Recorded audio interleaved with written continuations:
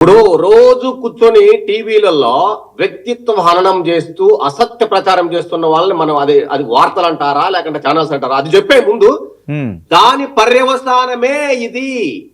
ఇప్పుడు ఏదైతే అది ఎట్లా కొనసాగిందో 30 ఏళ్ళు 40 ఏళ్లుగా ఒక క్యాస్ట్ ని, ఒక ప్రాంతాన్ని, ఒక రాజకీయ పార్టీని ప్రతి నిత్యము అనునిత్యం ఒక్క రోజు కాదు, 2 రోజులు కాదు, ఒక పోస్ట్ కాదు, 2 పోస్టులు కాదు, 24 hours a డే జరిగిన నీకు ఉదంతాలు నేను చూపిస్తాను కావాలంటే.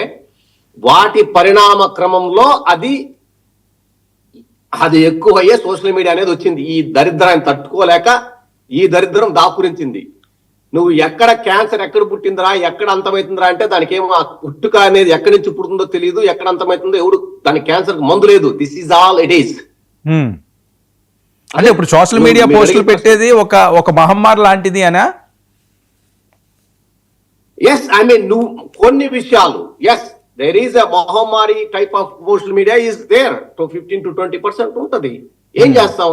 ఏదైనా కానీ టెక్నాలజీ కూడా ముందుకు పోతున్నప్పుడు సోషల్ మీడియాలో కూడా నిజాలు బయటకు వస్తున్నప్పుడు ఇట్లాంటి పరిణామాలు ఉంటాయి. ఇట్లా వాటి మనం అంటే కాదండి, దీన్ని అలాగే ఎంకరేజ్ చేయడమేనా, ఎక్కడో దగ్గర ఎండ్ కార్డు పడేలా చూడాల్సిన అవసరం లేదా, బాధ్యత లేదా ఎవరికైనా సమాజంలో?